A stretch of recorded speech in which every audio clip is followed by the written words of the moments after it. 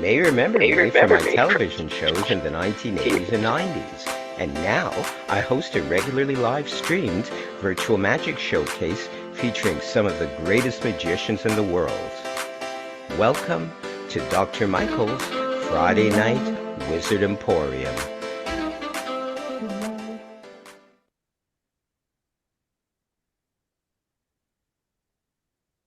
And welcome everybody to our show. This is our February show, and I'm pleased and excited to have a great lineup, and we have a great audience, both virtually, live streaming on Facebook, and in the house as well. So I'd like to acknowledge our in-house with some applause, our in-house audience. And I'm so excited about our lineup. I'd like to get right into it if we may.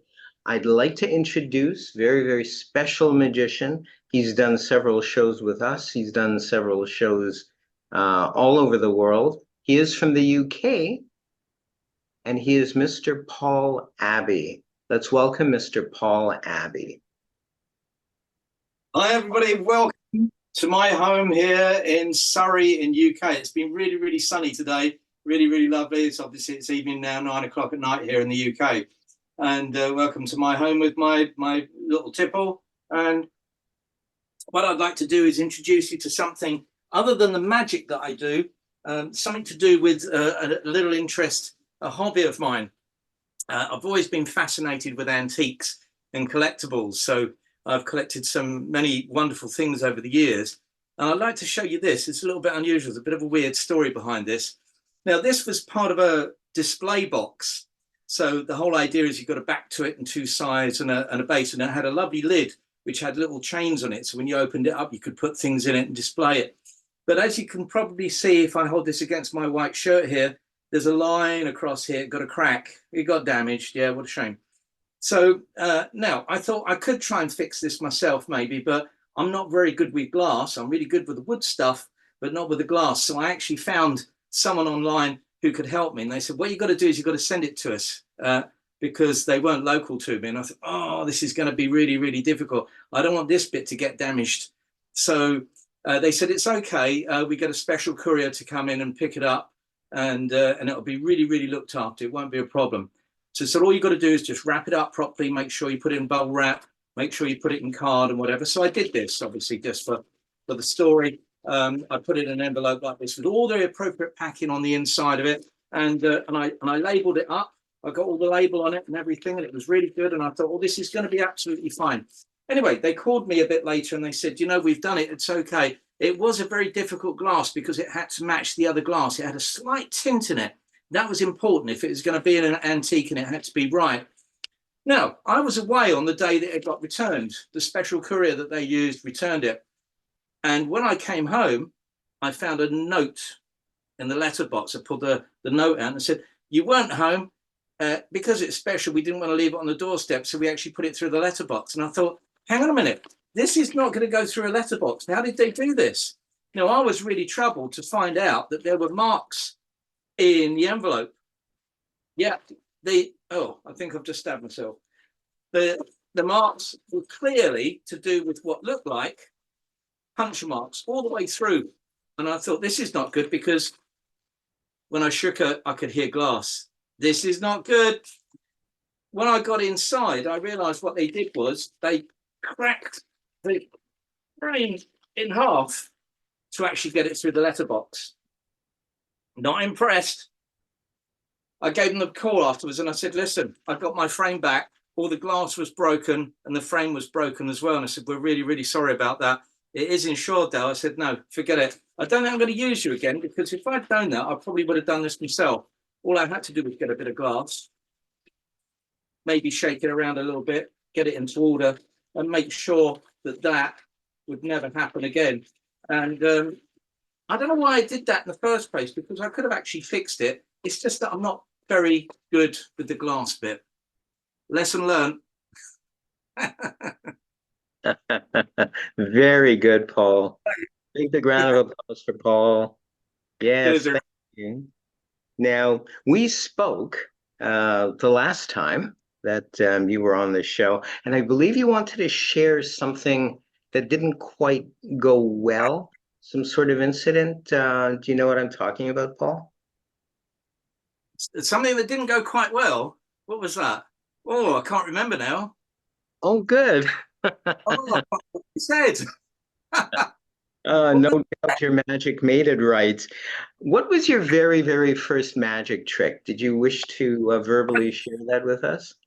Right, my very very first magic trick was a rope trick. If any magicians out there know it, the three rope trick, the unequal ropes.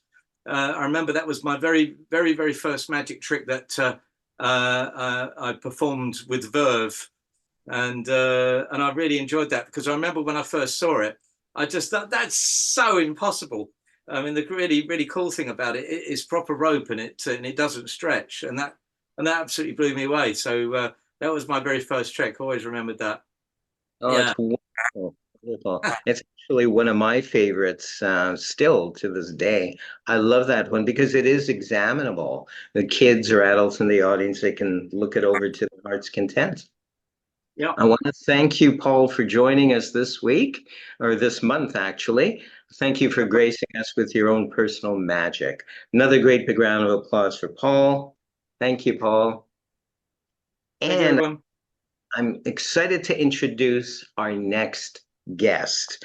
It is someone that I've met. I've had him on my own show, Magical People, some months ago, and he's the creator and builder of a lot of amazing effects. Anything that comes out of this person's, I want to say factory, but it's a little bit more than a factory. It comes from the heart.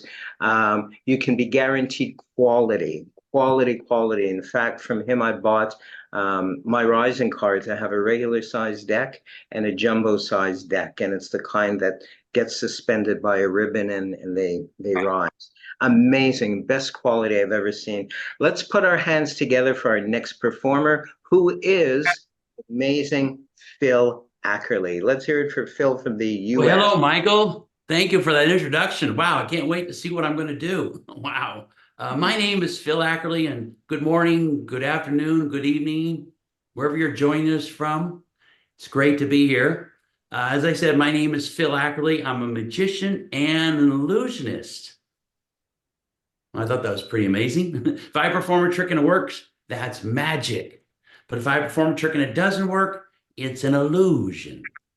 I did my first show when I was 12 years old, and I made this magic box. How do you like it? Thank you. And did a card trick that day, and I even have the cards with me. Here they are. And this was in my backyard in the Bay Area, San Francisco Bay Area. And there were, if I remember, there were 5 people sitting on redwood benches eating barbecue chicken, potato salad, drinking iced tea with lemon. And I had 1, 2, 3, 4, 5 playing cards. And I dropped one card in the magic box, snapped my fingers, and I still had 1, 2, 3, 4, 5 playing cards. Now, the people that day were so impressed with my magic, they put their fists in there and they shouted, Phil, you're amazing. Well, some of you are probably amazed, but I'll be honest, I'm going to let my hair down. I want to try to let my hair down. Actually, that's how I went into my first show. I was actually 6 years old and I made this magic box. How do you like it? Thank you. And it was in my backyard in Palo Alto, and there were 75 people sitting on redwood benches eating barbecue chicken, potato salad, drinking iced tea with, that's right, lemon. And I had, count them with me, everybody. 1, there you go. 2, with me. 3, you got it. 4, 5 playing cards. And I dropped not 1, but 2 cards in the magic box. Snap my fingers. I still had 1, 2, 3, 4, 5 playing cards. Now, the people that day were so impressed, just like all 75 of you, they pumped their fists in there and they shouted, Phil, you're amazing. Okay, I'll be honest. I'm going to let my hair down some more. That's not when I did my very first show. I was actually 2 years old and I made this magic box. How do you like it? And it was in my backyard in Palo Alto, and there were 5,000 people we had a big backyard, sitting on gold chairs, eating prime rib, caviar, and drinking champagne with strawberries. We ran out of lemons. And I had, count them with me, 1, 2, 3, 4, 5 playing cards. And I dropped not one, not even two, but 3, 4, 5, 6, 7, 8, 9 cards in the magic box. I snapped my fingers, which for a 2-year-old was pretty impressive. And I still had, count them with me, 1, there you go, 2, 3, 4, 5 playing cards. Everybody was so impressed. All 5,000 of you, they pumped their fists in there and shouted, "Phil, you're amazing." But you know what's even more amazing? I looked in the box and all the cards disappeared. And that's no illusion. That's magic. Yay. Good to see y'all. Phil, Oh, thank you, both of you. are amazing, Phil. Thank Now, you. Michael, if I have one more, if I may, show you. I Sure. was talking to Michael earlier, before we went on, and he said, "Hey, Phil, are you going to show the audience how a trick is done?" And I said, "Michael, no, never." Here's the thing. You think you want to know how a trick is done, but once you see the trick, it only destroys your sense of wonder and astonishment. So I would like to show all your friends, Michael, a piece of magic, and I'm not going to explain it because I think you will appreciate how much work goes into being a magician. I'll start with this handkerchief. This handkerchief I'm going to place into my fist, and with some magic words that I learned when I was 12 years old, I'll say the magic words, and voila, that's the magic words. The handkerchief has disappeared. Oh, no, not in my hand. In my hand is an egg, and in my pocket is the handkerchief. And that is one of my favorite Uh-oh. Oh, that's embarrassing. I just exposed the trick in front of all 5,000 of you. Hey, it's an illusion. Okay, tell you what I'm gonna do. I'm gonna explain this one because then maybe you'll begin to appreciate what it takes to be a magician. So there's 2 handkerchiefs. One of these I roll up in a little bundle and I place it in my pocket. That's the one that comes out at the end. Now, to begin, you want to hold the handkerchief up in the air and smile. It's called showmanship. These are technical terms magicians use. Oh, and the egg is different. The egg is actually not real. Listen, it's made of wood. It's a wooden egg. You know where to find a wooden egg? Laid by decoys. You know where to find a decoy? Right where you left it. So the egg you want to hide in the hand like this. This is called palming. These are technical terms that magicians use. Now, to take the attention away from this hand, you want to wave the handkerchief up and down. This is called misdirection. Okay, you with me so far? Showmanship, palming, misdirection. Now, tell the audience you're going to place the handkerchief into your fist, but you're really putting it in the egg. This is called lying. Technical terms that we use. Push the handkerchief all the way down inside the egg. Now you begin to see how much work it takes to be a magician. Snap your fingers, say voila, show the egg is in the hand, and then reach into the pocket and remove the handkerchief. And that is all there is to it. But there's one thing you must remember, very important. Make sure the handkerchief that's in the egg is the same color as the handkerchief you pull out of your pocket. Because if you pull out a different color handkerchief than this one, it's not magic. It's stupid. But Michael, I want to leave your audience with a sense of wonder and astonishment. I mean, after all, I think we lose our sense of wonder as we get older.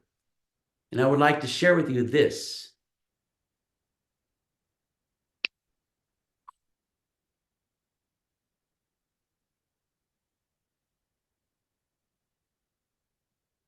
My gift to you, the gift of astonishment. Back to you, Michael. Thank you, Phil. I love that. I love it. Looks like the yoke's on us, huh? Yes. Oh, Yeah. exactly. I want to speak with you briefly. You were on my one of my chat shows this year or last year, Magical People, and It you shared was. a lot of wisdom both for magicians and non-magicians.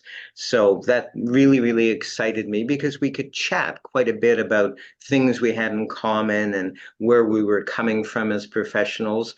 And what I've learned, and I'm sure you'll agree with me, is that we have to keep for ourselves as magicians the wonder, like almost like seeing through the eyes of a child. Otherwise, Hmm. we become jaded. If we look at someone doing a magic trick or even our own, and it's like, oh, la di da, and you're just kind of going through the mechanics of it. You can't do that. That does not make for a good performer.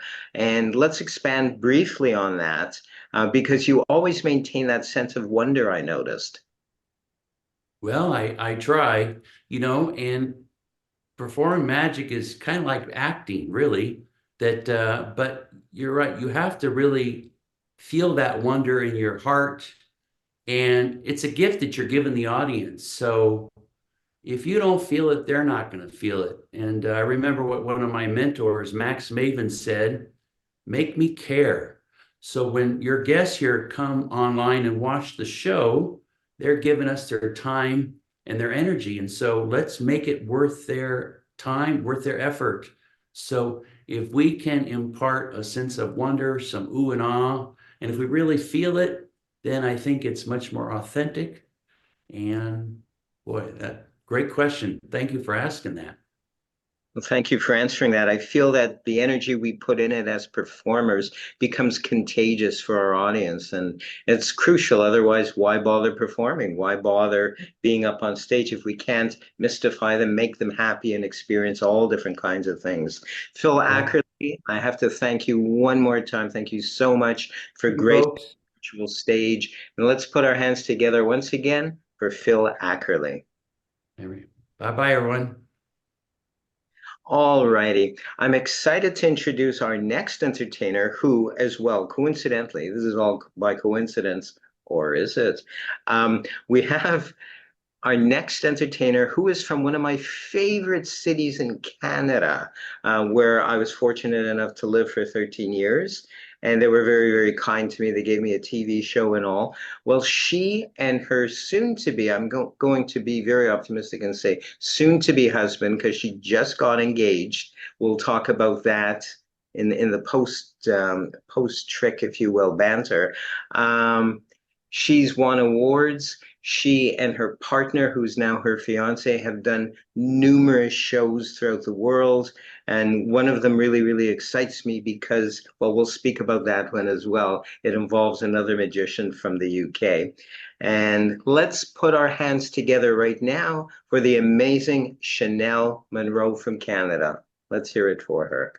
Thank you. Thank you so much, Michael. So as Michael was saying, my name is Chanel Monroe. I'm a magician and an illusionist from Canada. I'm very excited to be here tonight on the Dr. Michael Friday Night Wizard Emporium. I have a quick, fun magic trick just to warm up the audience before we get into some more dangerous type magic. You know, not everyone has what it takes to be a wizard or a sorceress or a magician. It takes a great amount of skill, dexterity, and practice. But right now, I am on the hunt for the next great magician. And tonight, I'm going to give one of you the chance to fool me. So, who out there thinks they have what it takes? I need a volunteer, a very brave volunteer. And Michael, if you could help me pick a volunteer and unmute somebody that would like to step up to the plate. We have Jill for you. Jill. Hello, Jill. Hello. How are you? I'm fine, thank you. Very nice I'm to- excited. Yes, me too. Let's see if you have what it takes to fool me. So, Jill, I need you to pay very close attention. On this board right here, I have 5 shapes. I have the cross, the circle, the star, the wavy lines, and the square. The 5 shapes that are on this board, Jill, they are also in my hand. The cross, the circle, the star, the wavy lines, and the square. I'm going to take these 5 shapes and I'm going to mix them up. Back and forth, left and right, around and around. So they are in a completely random order. You should have no idea what order these 5 shapes are in any longer.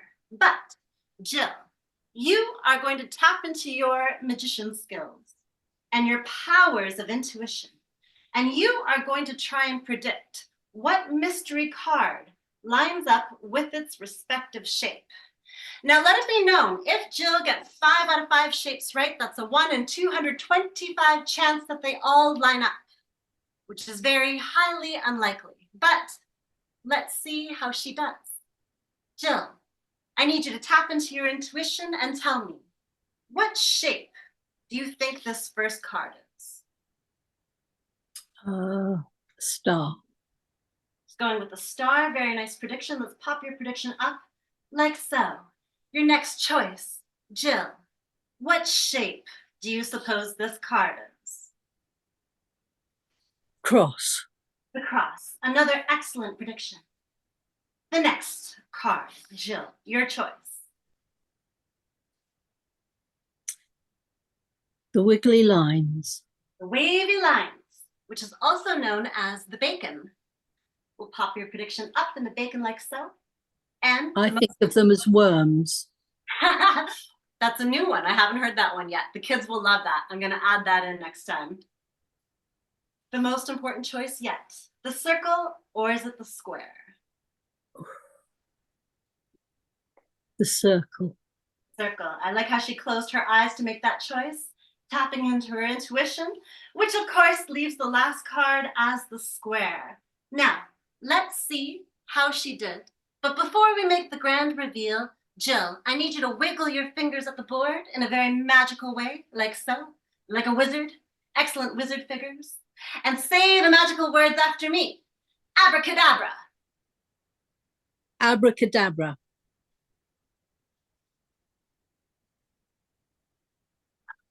Jill, 5 out of 5. Everyone please give her a round of applause. That was absolutely incredible. Oh my goodness. Your next Wow, quiz, thank you. you'll have to have her on the show next month. Another round of applause for Jill, everyone. That was absolutely mind-blowing. Thank you so much, Jill. So now, let's do the same concept of a trick, but with the stakes a little bit higher and a little bit more dangerous. As I told you, I was going to do a piece of dangerous magic as I specialize in dangerous magic. I've actually set a record for the most bullet catches performed by any female magician in the world. I'm not going to perform the bullet catch for you here tonight, but you, my audience, you are going to have a chance to try and hurt me. That's right. I have in my hand a very sharp, very pointy, very spiky metal spike. And I usually get a member of the audience to test just how sharp, pointy, and spiky it really is, but I think you can see on the camera angle that it is the real deal, and from the sound, it is indeed very sharp, very pointy, very spiky. I'm going to thread the spike through this block of wood to keep it upright, and I also have a paper bag. We shall place the spike inside the paper bag, and we're going to seal it up. I have next to me 3 more paper bags with only blocks of wood inside of them. As you can see, this paper bag right here contains just a block of wood. The other 2 bags also only blocks of wood. Now, this is just to mimic the size, shape, color, weight, texture of the first paper bag that has within it the upright spike. Because the name of this trick is in fact called spike roulette. I'm going to start mixing up the bag back and forth, left and right, around and around. Some of you are paying very close attention. Raise your hand if you think you know where the spike still is. Nobody Nobody's paying attention. Very good. That's very good. Good for me. I'm going to turn my back on you and continue to mix for one more moment in case you think you know where the spike still is. Continue mixing like so. Continue mixing like so. Now, everyone should be thoroughly confused as to where the spike is, including myself. But we now have bag number 1, bag number 2, bag number 3, and bag number 4. This is how we play spike roulette. If you think the spike is in bag number 1, raise your hand. Now, I've never done this trick over Zoom before. I can't see everyone's hands being raised. Maybe I'll ask for a volunteer, if I may. Could we unmute a volunteer for myself, Michael?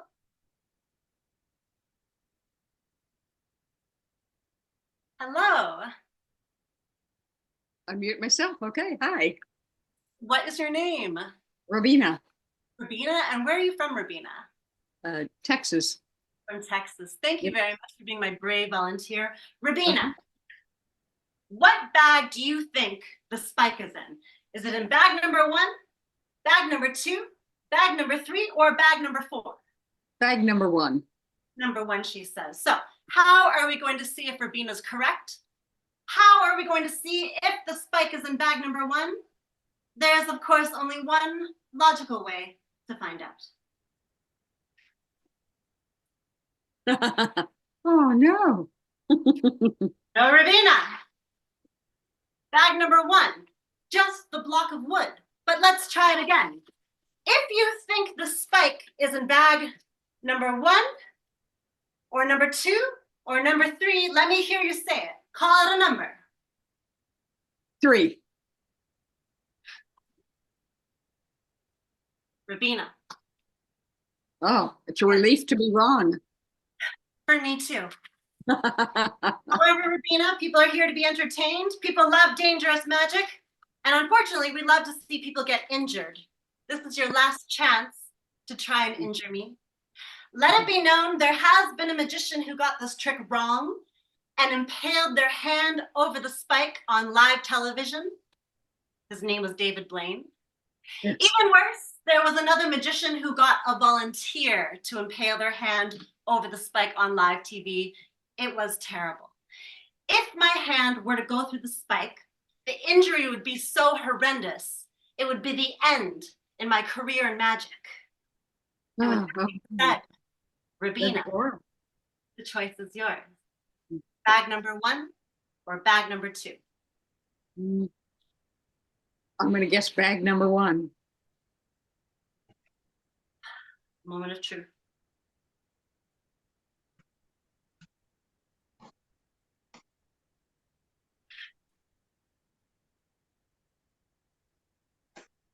And Rabina, if the spike is in fact in this bag, I need you to make some noise. Thank you. Good job. Thank you everyone for watching. Whew, that trick always gets me going. I'm sweating over here. I'm sweating. Very good. That was amazing, Chanel. One of my favorite illusions as well. And speaking of illusions, you tour your fiance, Sean Watson tour, and you toured together doing some incredible illusion shows, don't you? Yes, absolutely. We mostly travel all over Canada and the United States. So I started as my partner, Sean Watson's assistant, and then I just sort of had a knack for being on stage. So I moved up to doing magic tricks alongside him, and then moved on to being a headlining illusionist myself with Magic Immersive in Chicago. And it just keeps getting better and better. It does, and I've seen quite a few of your videos, your large stage illusions with and without Sean, and they are so, I have to use the term dazzling, eye-dazzling. They're beautiful, just like what you would see in Vegas, and that's what I consider to be the industry standard. Let's talk briefly about your recent, I'm going to call it an accomplishment, your recent accomplishments with Sean Watson and David Copperfield. Please share. Yeah, absolutely. So I had never seen a Las Vegas magician before. And so Sean said, we're going to Vegas. We're going to see all the greats, Chris Angel and David Copperfield, and we're going to see as many magicians as we can. And so I saw David Copperfield for my first time. And Sean had gotten us backstage VIP tickets. And so there was about 20 of us backstage. And then David Copperfield comes out and he says, and now for some real magic, this young man is about to perform a magic trick. And I kind of like rolled my eyes and I'm like, oh my God, babe, are you like stealing the thunder from David Copperfield? Like, you're going to perform a magic trick in front of all these people. And then he got down on one knee and I was absolutely shocked. Everyone burst into tears and applause. And I was completely taken aback. And so, of course, I said yes and got this beautiful ring that I'm wearing right now.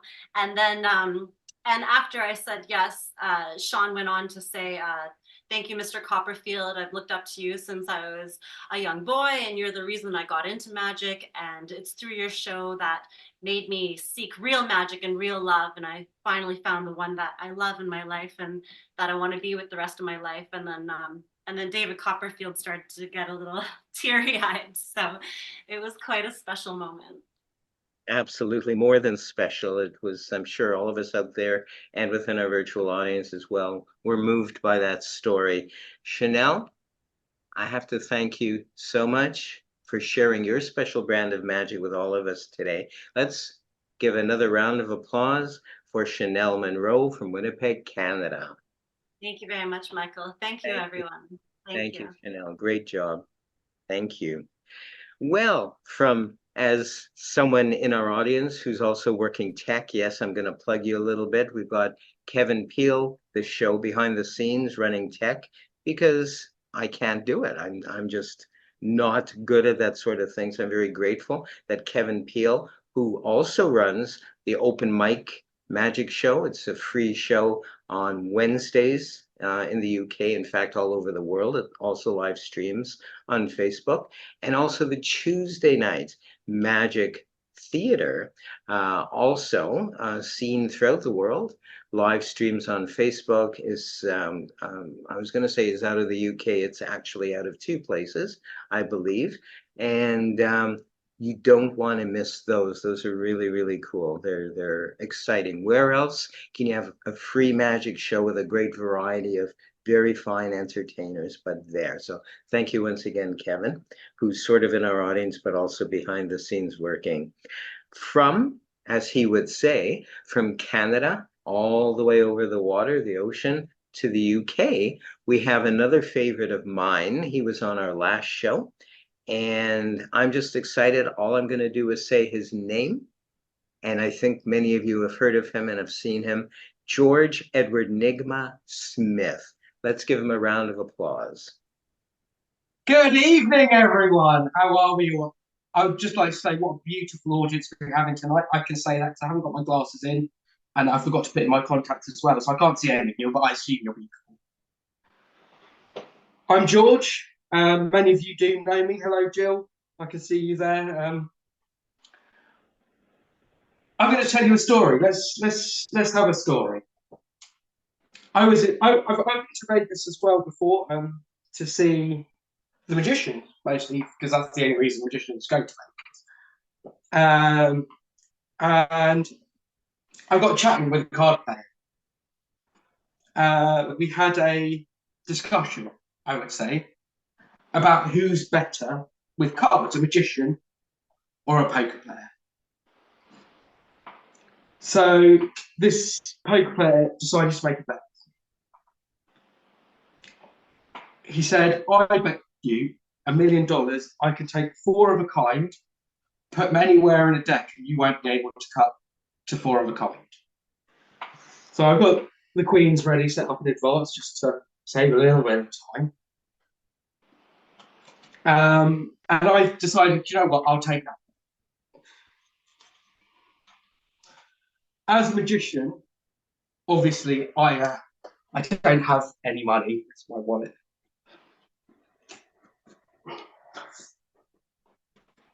But what I do have always on me for those situations is an IOU. And for the sake of $1 million, an IOU is worth it, in my opinion. So the gambling took the cards and put one of them into the deck. He took the second, put it into the middle of the deck. Third, somewhere in the middle of the deck. And just to give me a chance, the last one he put up near the top. Unfortunately, I wasn't looking as he did that. So I was going to struggle at this point. So I said to him, all I'm going to ask is I can cut the deck more than once, and I'll try and find one of them. So I gave the deck a couple of cuts, and first queen. So far, so good. I gave the deck a couple more cuts. Close.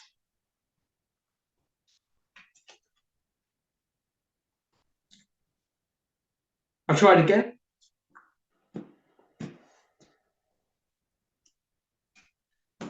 Second queen. We're doing all right, I think. A lot of cards left, not many queens to go. I gave the deck a couple more cuts. Third queen. I'm doing all right. So I gave the deck a couple more cuts. And finally, I did get the last queen. Thank you very much. Okay. I know it doesn't look like a queen, but with the gambler, the card player, we never bet that I had to get the 4 queens. What we did bet is that I had to get 4 of a kind. So what you'll find is I actually did get 4 of a kind. He was incensed at this part. He said to me, "It's not fair. You cheated. It was obvious between us that you had to get the 4 queens." I said, "I have found the 4 queens as well. In fact, I've got one of them here in my pocket. And don't get too excited, but I do have another one in this pocket as well. The third one, oh, yeah, no, it's there. And the last one, of course, was in my wallet. Asking me where the 4 queens was a good question. What he really should have asked is where the deck was. It's right there, he said. Right there. I said the deck that we started with.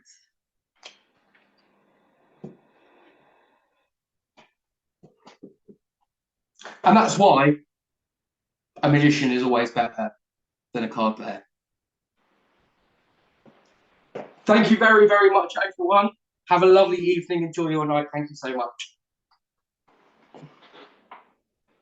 Very, very good.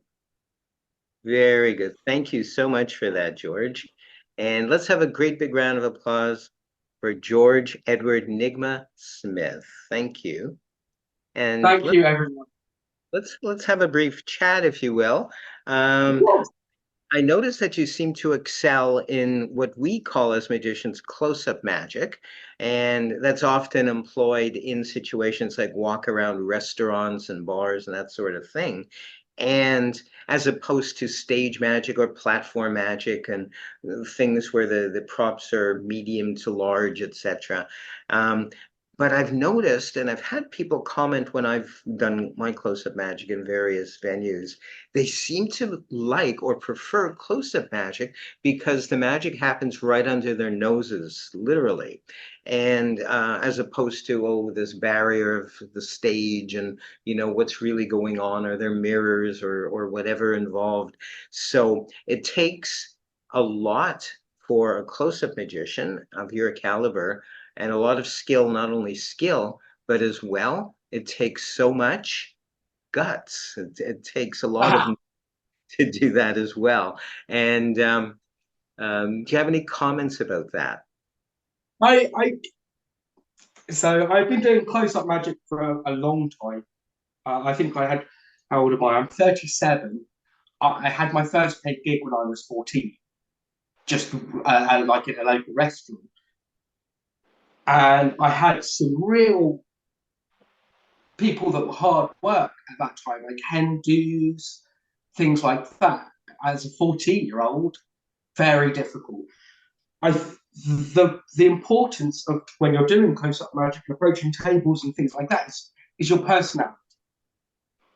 I can get away with a joke with a wink and a smile, but at the same time, you've really got to get them to like you. And by not being like a magician who's too cocky or things like that helps with that. But then on top of it, it's just a lot of work. I just spent 8 months working in Spain. I was doing close-up magic 6 nights a week, every week for 8 months. So you quickly learn what works and what doesn't as well at that point. Also being good helps. Awesome, awesome. I'm always mesmerized by your work, by your illusionary card tricks and using other props as well. Want to thank you once again. Thank you so much for coming on our show this day, this night. George Edward Nigma Smith. Let's give him another applause. Thank you. Thank you. Thank you so much. Well, we're moving on. We're going back the other way from the UK, again across the ocean. We could go by way of the North Pole to hit the west coast of the US, which is where this fellow is from. And he wasn't able to make it. So he's provided us with a video of his work, which I think you'll find very, very entertaining. Let's put our hands together now for the amazing Micah Cover. Let's hear it for him.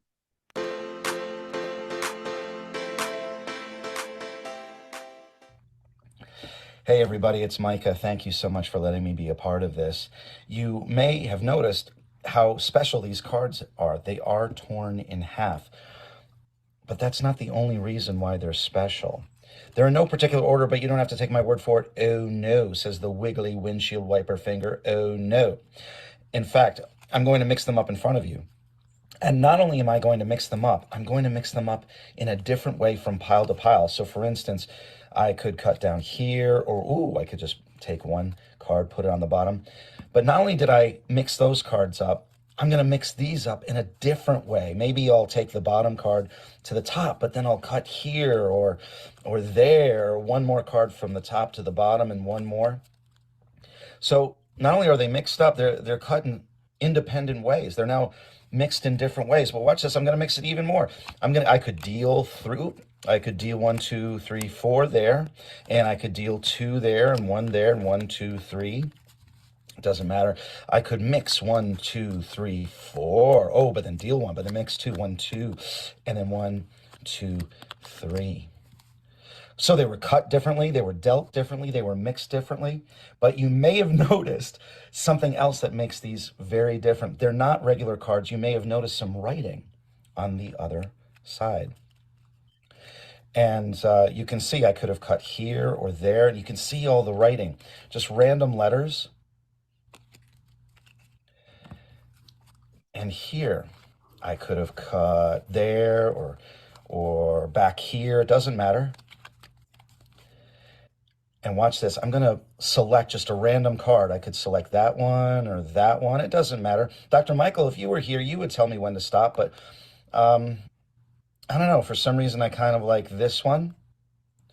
And since I like that one, but I don't know what it is because I can't even see it, but we will in a moment.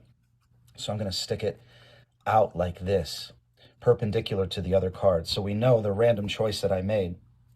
And again, as you can see, there are no matches. However, I'm going to pause here because this was my random choice. And I'm going to remove the corresponding torn card from the corresponding position in the other pile. But once again, there are no matches. And I could have cut here, there, dealt, switch wherever I wanted to. And I could have cut here or there, or dealt, or switch wherever I wanted to. It doesn't matter. They're all mixed up. There are no matches. But I did make one selection. Let's see what it is. I don't know if that means anything to you yet. It just looks almost random, although you can easily see that word. And I'm betting one guy, one of my favorite friends of all time, has already recognized his own name. And yes, there it is. George Edward Nigma Smith. Not a single match in any of the mixed up cards except for one. George literally found himself. And it's about time, George. But here's the thing. Even though I picked George, and George happened to be, oh, and as I always should pick George, and George happened to be the only match, here's where it gets really weird. If I simply place one match, the one match, on top of the rest of the mixed up cards, the George cards, as always, George makes the magic happen because now Phil Ackerley has found himself. There's Paul Abbey, another star of this show. There's Chanel Monroe, and I hope I pronounced that correctly. Hello, Chanel. There you are, Dr. Michael Likey. Let's see if this is a match. Now, remember, there were no matches moments ago, and yet there's that word, Emporium, the name of the show. And there is Mr. Chris. Hello, Chris. And, oh, look at that. That's me, Micah Cover. And then there's Wizard, the other name of the title of this wonderful show. And there's only two cards left, which means they mathematically have to match, and they do. Hello, Mr. Dillon. Guys, thank you again so much for letting me be a part of this. Dr. Michael, thank you for doing this month after month, and I can't wait to work with all of you again. Thanks, guys. Great big round of applause for Micah Cover. There he is. He's actually here. Wow, Micah. Hello. Thank you so much. Thank you for showing up. Are you real or are you on? Oh, there you are. I was about to ask you the same thing. I was just seeing a blank screen and I was like, I just bought a new computer for this, Dr. Michael. As you know, I didn't know if I was going to make it in time. So I had to buy a computer. This is a true story. I took some advice from my mentor, Kevin Peel. He said, you know, Micah, you need to get equipment that was designed after the Magna Carta. And I said, that's excellent advice. Because, you know, he's a history buff. I didn't even know what the Magna Carta was. I thought it was like a soup or something. But no, it's an actual document, an historical document. I had to Google it. And I said, Kevin, that's excellent advice. So I was getting the computer today.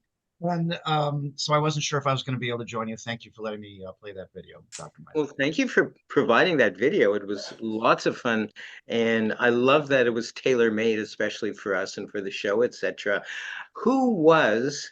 I'm gonna I have prepared questions, but sometimes I like to throw them away and go, what am I picking up from the sky? And I think it's bad breath. No, what am I picking up from you? Wow, over Zoom. Thank you, Dr. Michael. You know, usually dates say that to me at the Olive Garden, but tonight it's magic. That's real magic if you can do something like that.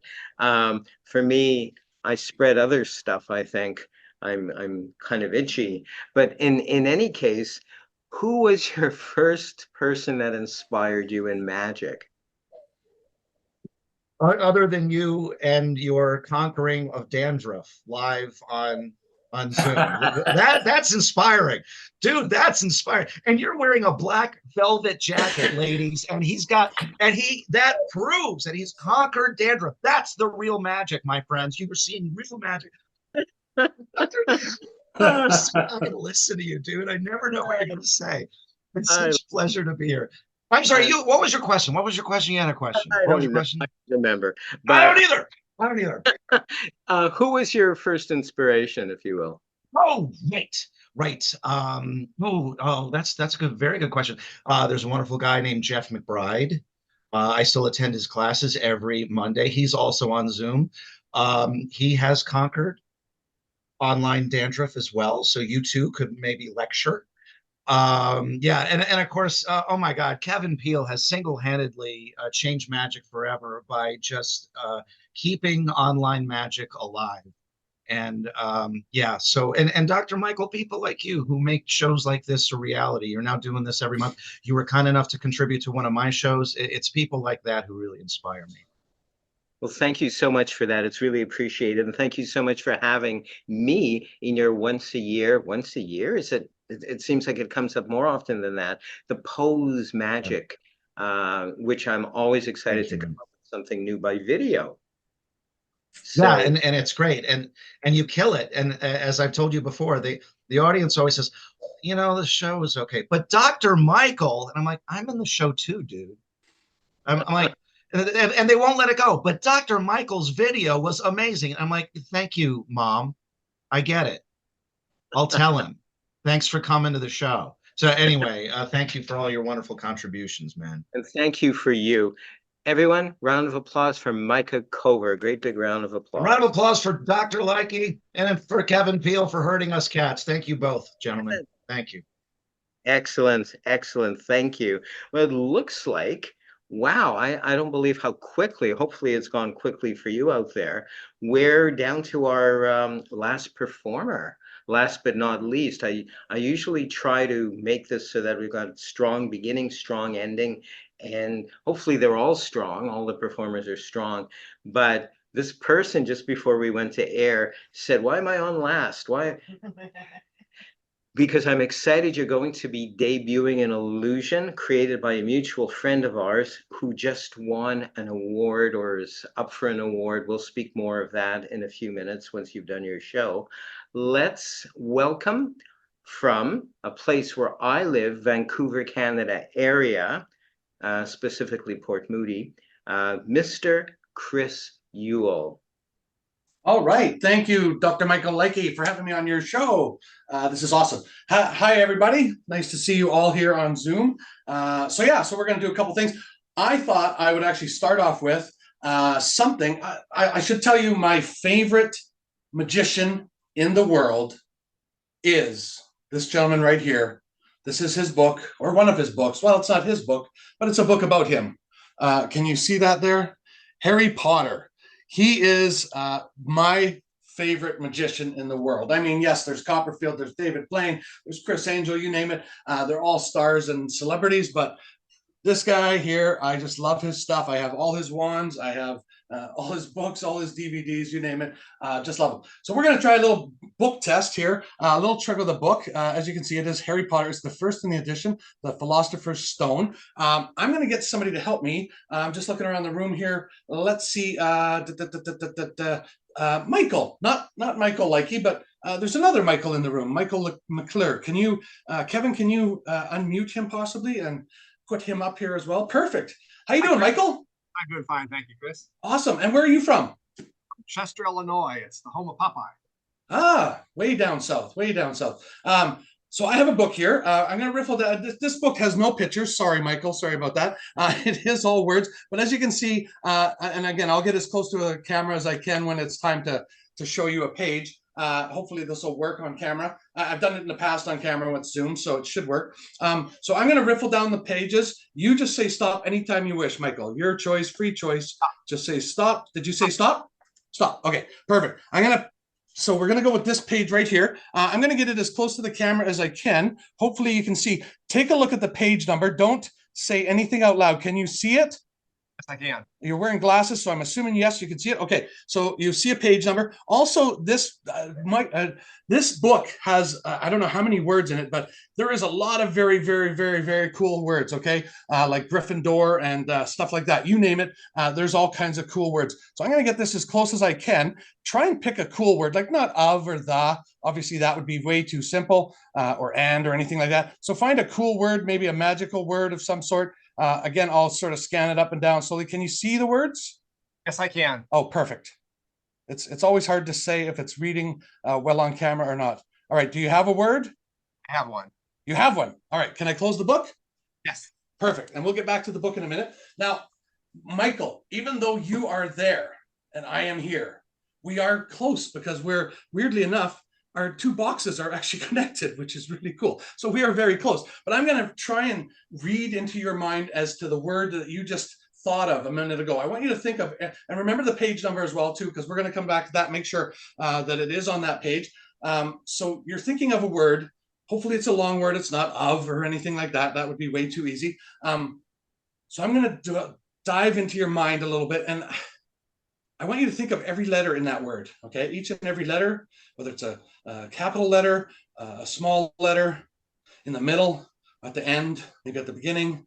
I'm seeing the letter N. I could be wrong here, but let me guess. I'm seeing the letter N, yes?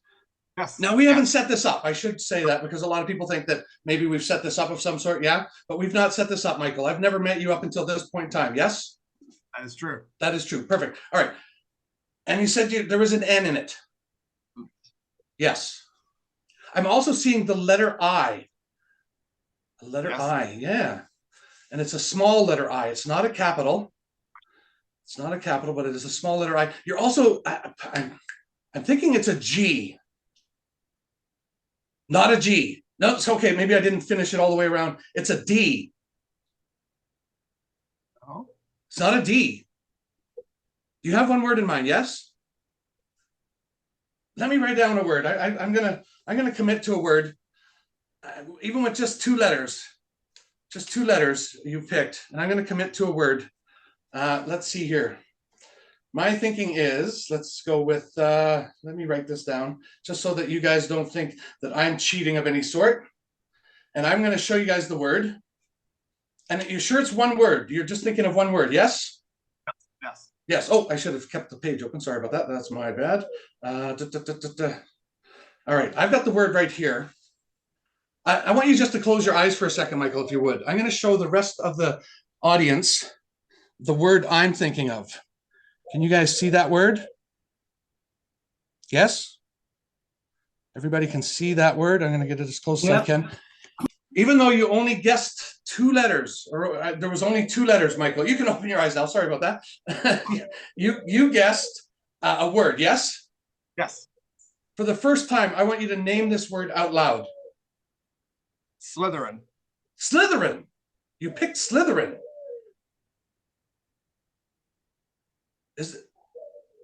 I said there's an I in it. You said yes. And I said there's a G in it. You said no. Oh, that's my fault. That's my fault. It's not a G, and it wasn't a D.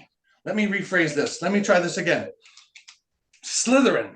Dang, that's not the word I got. That is not the word I got. Let's see. What was the word I got? Can somebody remember what it was? Let me see. Why didn't I? How do you spell Slytherin? Any idea? Slytherin. I'm going to write this down just because. Slytherin. And that's okay. I was seeing a G, and it wasn't a G, it was a D, yes? No, there's no D in Slytherin either. That's my mistake. That was my fault. That was my fault. You know what? Let's go back to the book. Because honestly, I don't think that word is even on that page. What page did you pick? That's maybe why I didn't get it in my mind. Yeah, 203. 203. 203. Let's flip through. What do we got? 227. 240s. We're in the 240s. We're in the, what's that? Oh, wait a minute. Something's amiss here. Can you see that? Can you see what page that says? 205. And what page is that? 202. Something's amiss. something is amiss. Check this out. There is actually a page missing. I don't know if you can see that. It's been ripped out. Oh. That's why I couldn't see the word, Michael. That's absolutely why I couldn't see the word. And in fact, you know what? I know why this page is missing. I didn't know you picked 203 until just now when you said it. But a few days ago, Michael, quick, because I did this and I made sure I posted this. Michael, do you have Instagram at all? No. No? Is there anyone on here that has Instagram? Somebody got Instagram on their phone? I see Dr. Michael Likey does. He can pull it up. Who else has Instagram? Put your hand up if you have Instagram. Okay, grab your phone if you got it handy. Flip through to Instagram. Get onto your Instagram page. Once you're there, search for me. My name is Chris Yule, ChrisYuill, one word, and then _ magician. And it should come up, or even when you type in Chris Yule, you should have it. My name's right there on the screen, ChrisYuill. Have we got that? Is anybody on my page? Phil Lackerley's on my page. Perfect. All right, Phil, I need you to do me a favor. Go to you're on my page. Scroll down, go through some of the pictures. You'll see a picture, and it's a few days ago. I'm holding a piece of paper. Did you find it? Perfect. That's the one. That's the one. Now, I don't know if you can see the picture, but there's it's a piece of paper. It's a page, actually, a ripped out page from this book here. Yes. Can you see? There's also a word circled. There is. Can you see the word at all? Well, it's actually not in focus. It's not in focus? Okay, but I did write something. It looks like the last letter is an N. First, check what date did I post that? Because it wasn't today. This 6 days ago. 6 days ago. Mm-hmm. And what does the phrase say? What does it say there? Honestly, I can't read it because it's not in focus. But No. My script. I typed out something. Oh, you said reading Harry Potter today when I accidentally ripped out page 203. 203. Some very interesting words on this page. One of them was Slytherin. Slytherin. That's why I didn't see it, because the page isn't there, Michael. Perfect. Is that all it says? So the word was Slytherin, yes? Yes. What else does it say? Does it say anything else, Phil? I believe Michael will choose this word. Exclamation point, exclamation point. I believe Michael will choose this word. Well, Michael, I think that's how you helped me out. You did help me out a few days ago. I thought of it. I pulled the page out just so that we would know that is the word you thought of. Give Michael a big round of applause for helping me out, ladies and gentlemen. There you go. He deserves a big round of applause. Awesome. All right. Tell you what, this next thing I'm going to do real quickly, to end the show with, hopefully, or end my segment of the show with, I have something very cool right here. Not going to show it to you yet. Kevin, can you pick somebody in the audience for me? Anyone at all? Free choice, and highlight them. Excuse me. I've got this little nagging cough. Who we got? Tommy. Oh, Is that who we got? Tommy. How you doing, Tommy? good. How are you, Chris? Good. Nice to meet you. Tommy, I have something very cool here. In fact, I've got quite a few of them. As you can see, I'm going to come a little closer to the screen. Yep. These are pieces. As you can see, I'm going to show you. I'm going to get as close to the screen as I can and show you guys a few of them. There's one there. There's another one there. As you can see, they're all shapes and they're all different pictures. Or there's pictures on them. You can see different stuff on them. Yes, they are all different. All right. I need you, Tommy. I'm going to just go through them. There's like about 25 or something like that of them. All right. I'm just going to go through them really slowly. And when you feel comfortable, you just say stop. How's that? Fair enough? Okay. I'll just move it to the back. This one here. You can see actually there's a picture. It looks like fingers. Looks like fingers on that one. There's one here. That one. That one there? Do you want to change your mind? No, sir. You're happy with the mind you have? Perfect. All I've right. never been happy. You never been, okay, so you could have had, I'm going to place this aside for a second, but you could have had this one. You could have had, as you can see, they are all different pieces. Yes? Is that Yep. fair? All right. Yeah. Fair enough. Fair, very, very, very fair. Okay, I'm going to hang on to this one. This is the one you chose. Take a close look at it. Yes? Yep. You got it? Okay, I'm going to place the rest of them down over here out of the way. All right, so we're going to go with this one right here. In fact, actually, I'm just going to place it right here. Just, can you guys see that up at the top of the board here? Yes, sir. Yeah. All right. Yep. I'm just going to make sure. I know it's hard to see, but it is definitely there. All right. And I have a silk here, as you can see, on an easel. And I've got something. I'm going to really take this off here for you guys. And I'm going to show you exactly what I have here. I have, that's right. Again, my favorite magician. This is Harry Potter. This is a puzzle of Harry Potter. Hopefully you guys can see that on the camera. Oh, but look at, it's missing one piece. I hate that when the puzzle comes and you get it and you start to put it together and you put it together and look at, he's even reading Harry Potter books. That's right, he's done reading Harry Potter. But I hate it when you get a puzzle and it comes and there's one piece missing. Doesn't that suck? Yeah. And you picked this piece right here, yes? Yep. Out of all those different pieces you could have picked. Oh, maybe we turn it a little sideways. There you go. Because you see, that is the perfect fitting piece. Wow. It goes right there, my friend Tommy. There you go. Give Tommy a big round of applause for helping me out up there. There's my favorite magician, Harry Potter, in all his glory. Thank you very much again for Michael having me on the show. I appreciate you. Thank you guys very much. I hope everybody enjoyed my little piece. Thank you. Thank you there, Chris. Chris Yule, everybody, from Vancouver area, Canada. Another round of applause for Chris. Don't go away, Chris. I want to chat briefly with you. I was so excited when you mentioned you were going to share this effect, which is virtually a one-of-a-kind effect. Created. This one is a one-of-a-kind because no one else, anybody else that does buy this trick, that it is just recently put on the market, will not get one like this. This is mine. This is, nobody will get this. This is specially made for me. So exactly. Yeah. And it's by Paul Romani, is it not? Yes, it is. The trick itself is Paul Romani's, yes. Paul was recently awarded an award from the Magic Castle and their association. Literacy award, yes. Yes, he's the writer of Vanish magazine. If anybody gets the online magazine Vanish magazine, who magicians are here, one of the top read magazines in magic of all day. Beautiful full color magazine. If you're a magician, go out and subscribe. It's really worth it. It's out of this world. Who was your earliest inspiration, Chris, as a magician? Oh, that's a good question.